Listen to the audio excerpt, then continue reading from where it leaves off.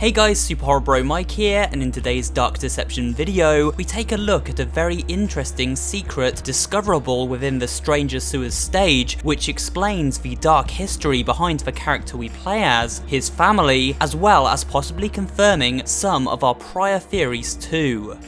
In order to unlock this secret, we need to begin the Stranger Sewers level, and as soon as we spawn into this opening area, turn to the left and you will see a discoloured arch on the wall.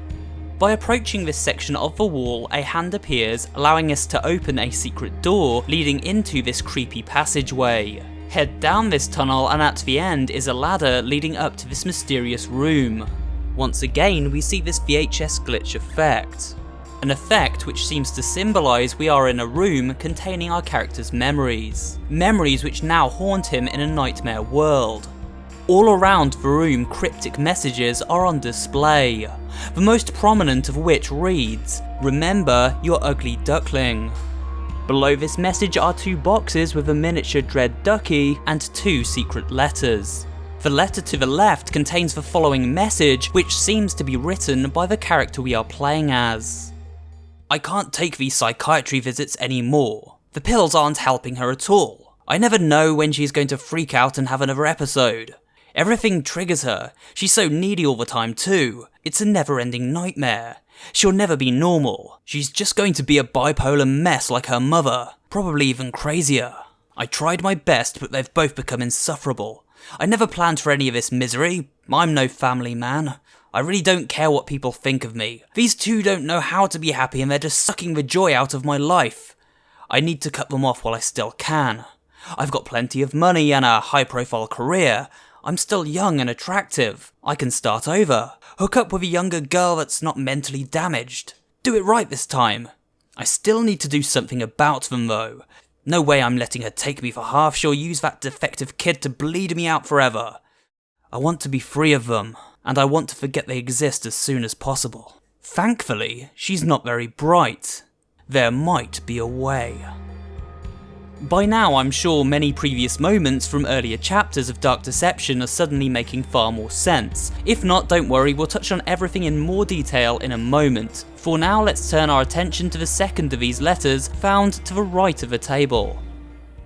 The patient, Kristen Drazy, is a 12-year-old Caucasian female living with parents with a mental health history that dates back to 2014. Patient was admitted by her father. The father says the daughter is prone to random severe mood swings and panic attacks. He also states that she acts impulsively, exhibiting risky and dangerous behaviour in order to gain his attention. He fears that she will continue to harm herself or eventually others. There is a history of mental illness on the mother's side as well. During the assessment, patient described her mood as fine and insisted it has got better over the past few years.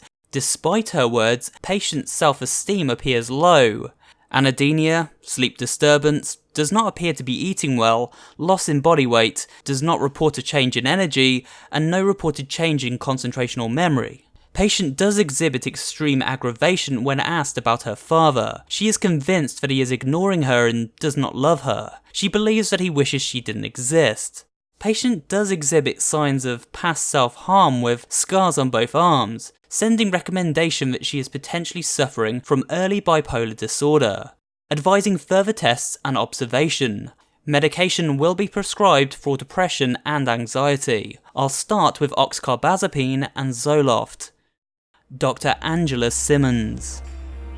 As you can see, the father of this little girl, known as Kristen, admitted his daughter to a psychiatric hospital. It seems this was done in order to treat her disorder, which the doctor believed to be bipolar. However, it seems as though the treatment didn't work out, as the real root of the problem wasn't Kristen's mental state, but rather the lack of love and attention she received from her father. Knowing her father didn't care about her sent Kristen down a dark path that turned her into a problem child. A problem her father, the character we play as in this game, decided was a burden too hard to handle. It sounds as if our character was a pretty despicable person, someone who did not value their family at all due to their mental health issues, which he felt held him back in life. Instead of empathy for his wife and daughter, he saw them as a weight around his neck and vowed to escape them at any cost.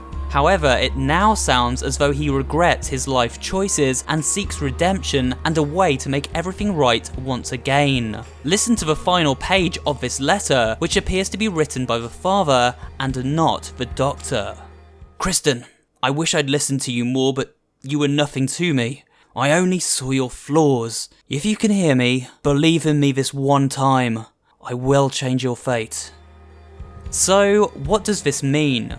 Well, the first thought that came to my mind was the car accident drawn on the whiteboard during Agatha's stage in Chapter 2. This crude drawing tells us of a hideous act the father carried out to rid himself of his wife and daughter. It seems as though he orchestrated the accident pictured here, perhaps by tampering with the car brake system or simply by running it off the road and into the lake himself. Whatever the method, he seems responsible for their deaths. An act he later came to resent himself for, and the reason he is now trapped in this nightmarish world.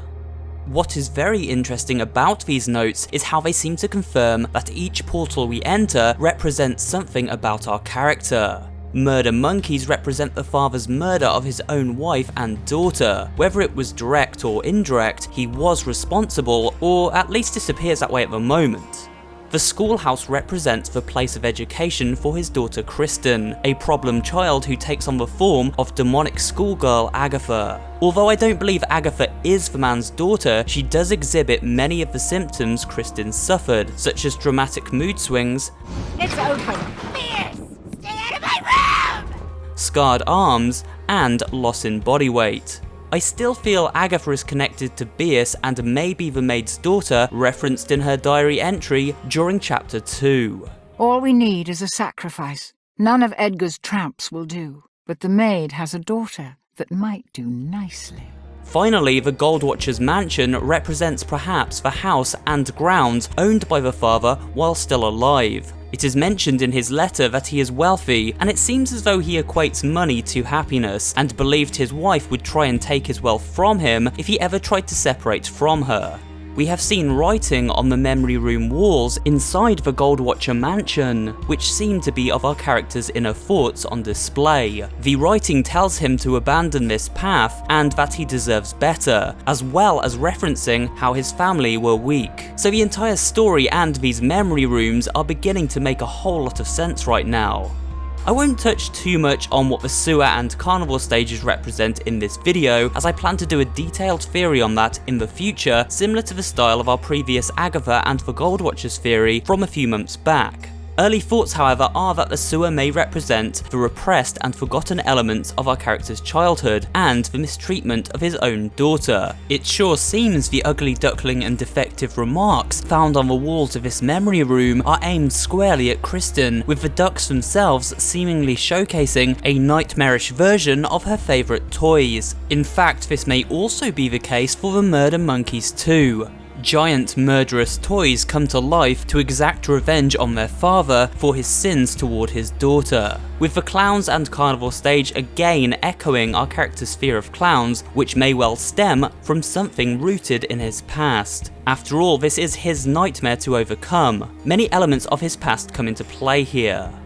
These notes also explain why the game itself is called Dark Deception. It has a double meaning. Both our character, the father, and Beas are committing a dark and deceptive act. The father seems to have had an unwanted child with a wife he didn't love, perhaps marrying her only because she fell pregnant. He then spent years secretly planning his escape, and eventually the pressure of an unwanted family life drove him to commit a terrible act of murder, something he covered up, and so a dark deception toward his unknowing family who fell right into his trap. Now it seems he is in the afterlife, perhaps a conscious choice as he could no longer live with what he had done. Remember the quote from our character at the beginning of the game: "It is done. Now my faith lies in darkness." Suggesting the man took a dark path, perhaps one involving witchcraft and the dark arts. We know Beas was involved in demonic rituals from her audio logs, which seem to have eventually landed her in this limbo-like purgatory. It also seems the same thing may have happened to our own character. A desperate soul seeking redemption would be the perfect subject for Beas to manipulate into collecting soul shards from the demon Malak in order to grant herself eternal power. All with the promise that by doing this, she would grant our character the father the redemption he desired and return his daughter Kristin to him. The pieces to a powerful ring are hidden in nightmares behind each of these portals. Find them and bring them to me, and you'll get your wish. Unfortunately, as we see in Chapter 3 during this cutscene, it seems as though Beas is not to be trusted and something is definitely up.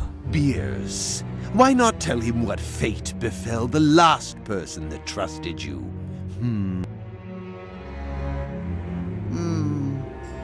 So perhaps there really is no redemption at the end of our quest to grant Beas the demon Malak's ultimate power. We will only be deceived in the end, and so this is also Beas's dark deception towards our player. There is so much more to discuss, including points in this video touched on in more detail at a later date, but I wanted to make this video to look at these letters as I believe we now have a far stronger understanding of the game's true story and intentions. It also explains why the upcoming hospital stage seems to exist, as Kristin was of course admitted to such a facility. So stay tuned as we delve into more dark deception theories in the coming weeks. And that's it for today's video. Please remember to give it a like if you did enjoy watching, and maybe drop a comment too, as well as subscribing to the channel and turning on notifications so you never miss an upload. This channel specializes in variety horror content, including creepypasta readings, horror gaming facts and theories, and general interest pop culture horror videos. So if you're interested in all things spooky, you'll find something to enjoy here at SuperHorrorBro. Thanks for watching, and I will see you on the next video.